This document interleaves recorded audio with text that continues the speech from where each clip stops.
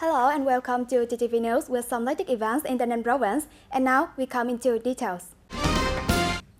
Ladies and gentlemen, on the morning of September 24th, the Provincial Steering Committee for Anti-Corruption and Negative Phenomena of TayNinhTV province held its 10 sessions to assess the committee's activity over the past 9 months of 2024 and outline key tasks for the last 3 months of the year. Comrade Nguyễn Thành Tâm, Secretary of the Provincial Party Committee, Chairman of the Provincial People's Council, and Head of the Steering Committee, presided over the meeting.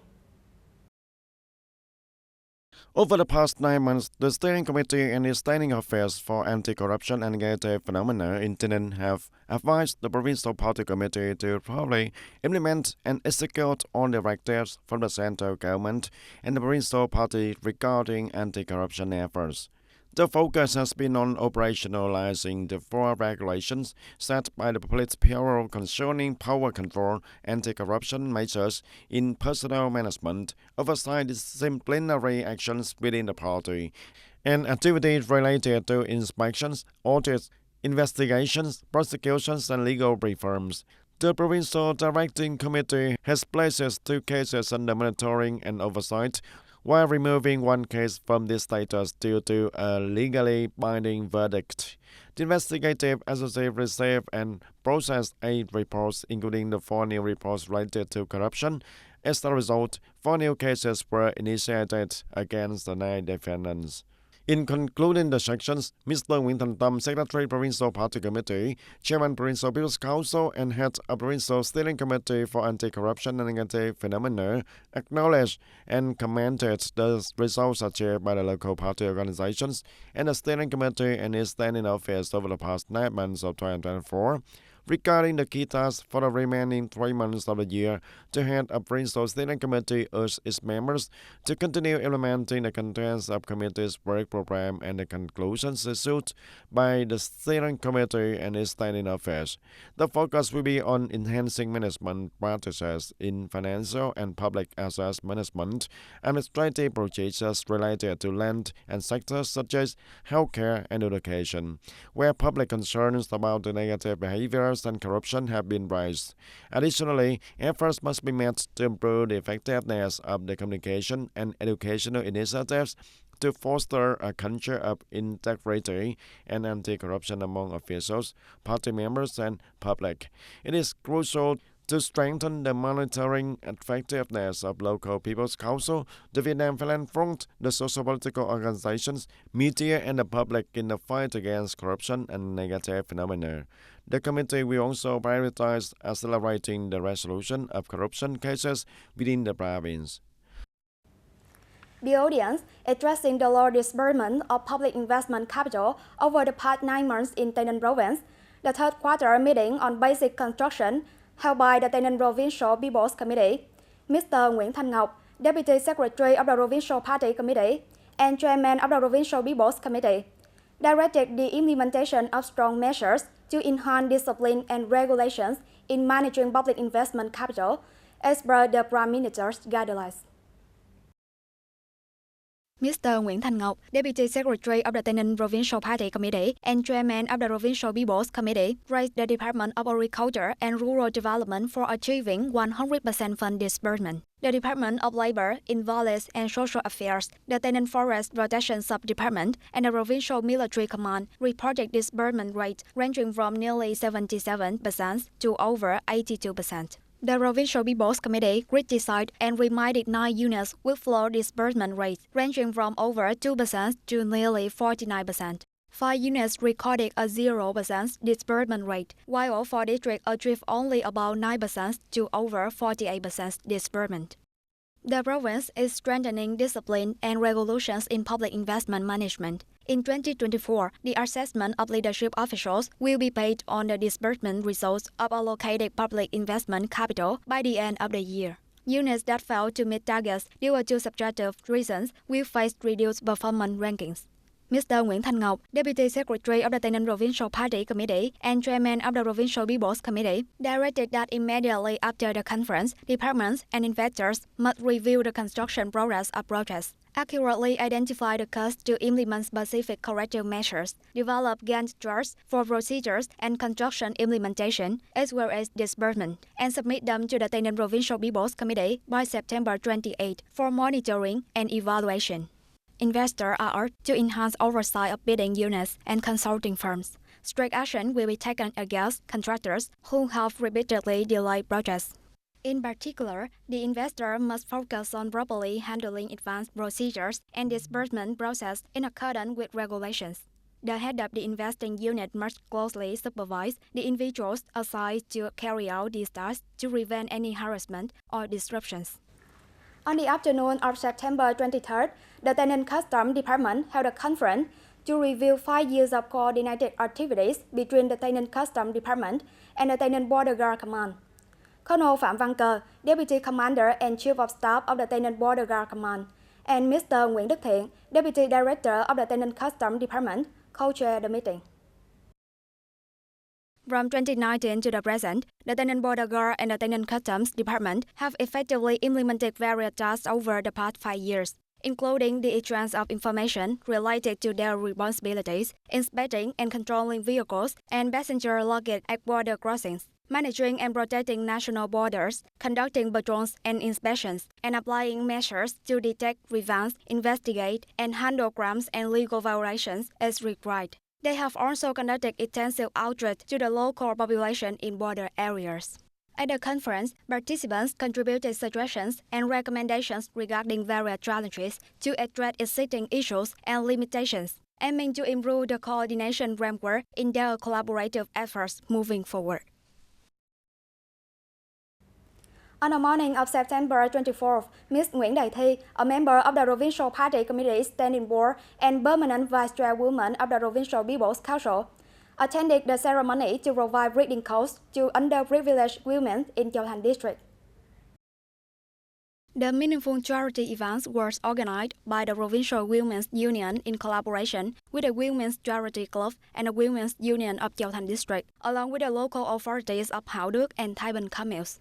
At the ceremony, the leadership of the Women's Charity Club presented two breeding cows valued at 44 million Vietnamese đồng to Ms. Lê Thị Bích Thủy, born in 1977, a worker residing in Sơn Lễ Hamlet, Hảo Đức Commune, whose husband farms and who cares for 2 children, including a son with congenital disabilities, and to Ms. Nguyễn Thị Đẹp, born in 1989, living in Suối Dọc Hamlet, Thái Bình Commune, whose husband works far from home, leaving the family in difficult circumstances. These are the 256 and the 257 cows that the Women's Charity Club has donated to women in challenging situations across TayNinh Province since 2012. Ladies and gentlemen, the 2024-2025 school year is the third year that 10th grade students will follow the 2018 National General Education Program. This program focuses on career orientation instead of requiring on subjects as in the past, allowing students to select courses starting from the 10th grade based on their career interests. It seems as a significant advancement in the new education curriculum. At this time, high schools have completed the registration process for 10th grade students to choose for elective subjects.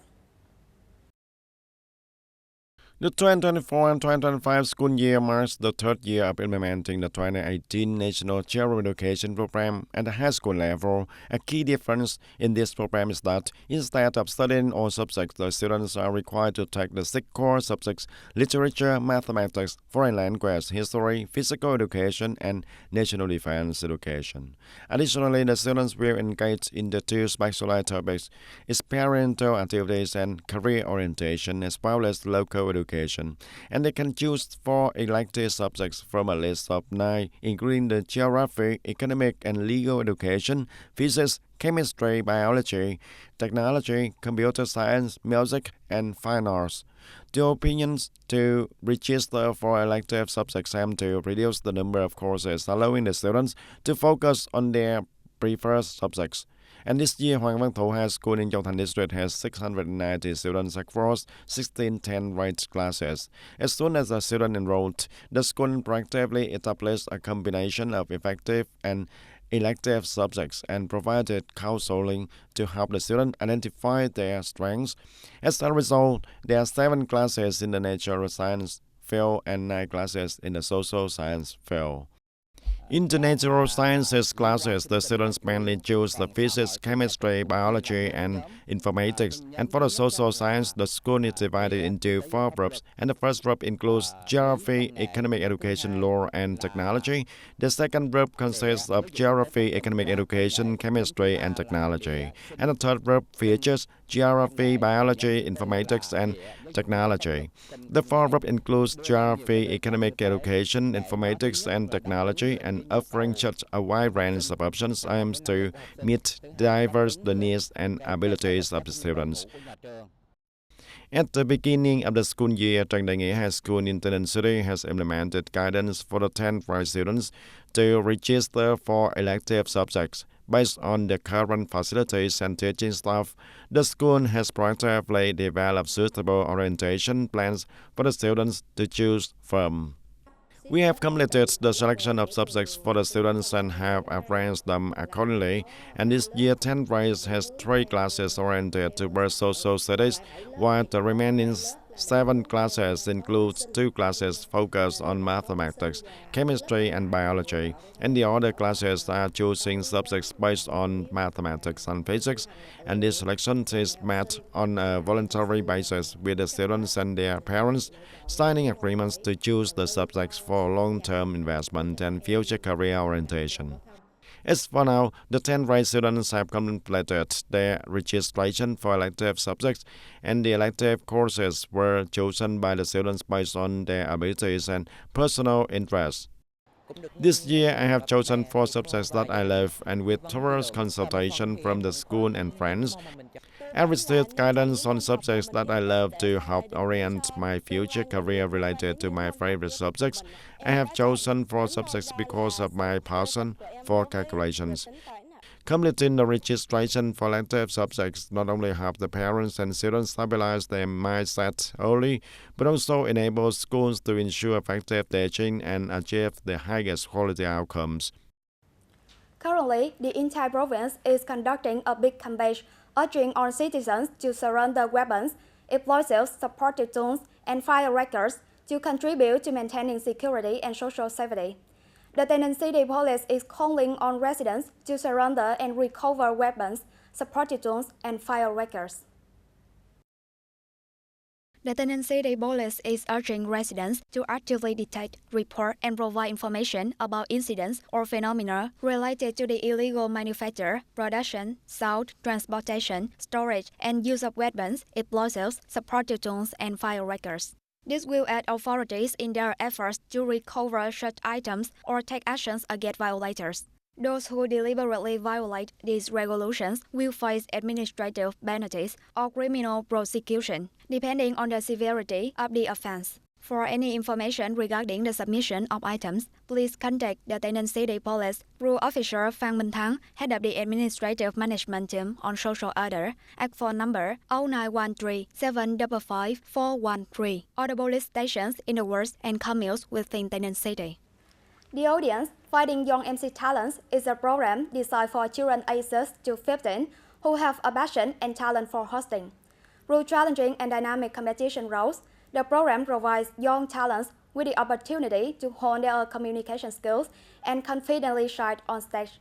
Supporting the program is a network of businesses and sponsors contributing to a solid foundation for development of the youth.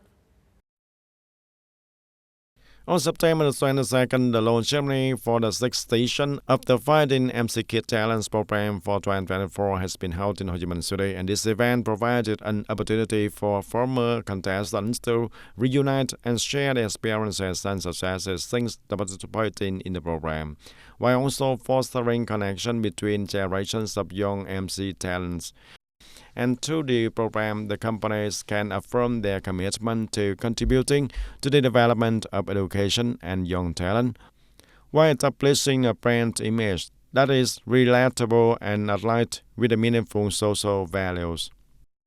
We believe that comprehensive development comes not only from knowledge but also from confidence in speaking skills and other soft skills, and therefore the Junior MC program provides the children with the opportunity to express themselves and showcase their confidence and verbal ability also. Many parents of former contestants, after witnessing their children's significant development through the program, have returned to support and accompany the initiative in subsequent seasons, and this reflects the parents' trust in the practical value that the Finding MC Kid Talents program provides. In response to the requests of the parents and sponsoring businesses, the organizer of the Fighting Kids MC Talent programs are committed to enhancing quality and expanding its scale, promising to provide a more professional and enriching playground that effectively promotes and spreads brand values for the sponsors. As the sponsor partnering with the program, I represent their skills to negotiate benefits and establish long-term cooperation with the sponsors. I aim to provide them with the best advantages for their businesses and focusing on two key areas: effective communication and branding, as well as promoting their products in the best possible way. And the Fighting Young MC Kid Talent Season 6 program is expected to become a noteworthy event with the support of businesses and parents, and the program will continue to grow, conveying positive values, nurturing young talent, and creating positive impact in the community.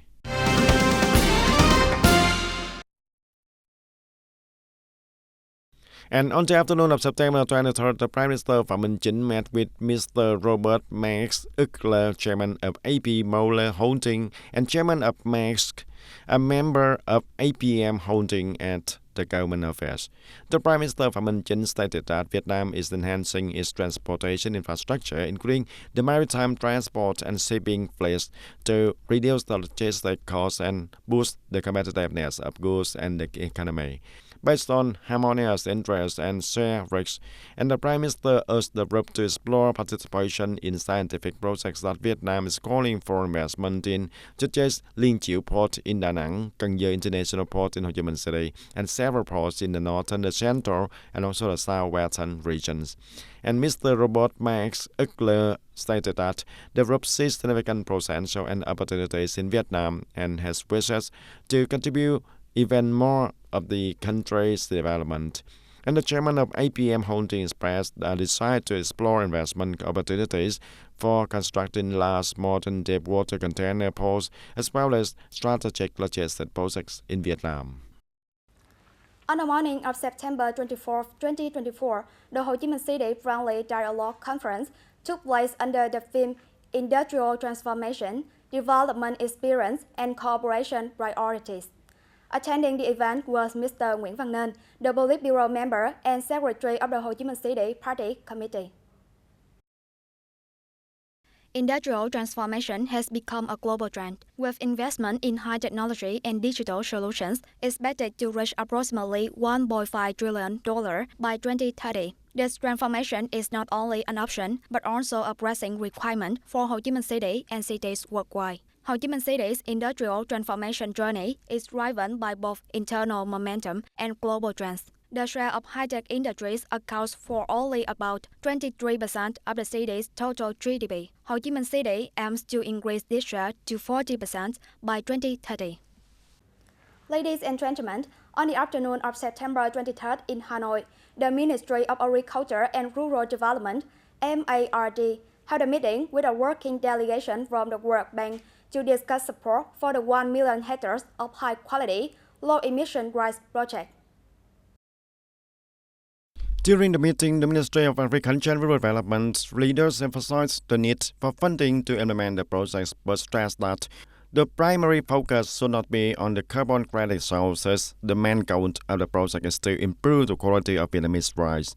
And according to information from the meeting, the Transformation Carbon Access Facility has approved a total funding for $33.3 million to support the implementation of the project titled Sustainable Development of 1 million hectares of high-quality, low-emission rice linked to green growth in the Mekong Delta by 2030.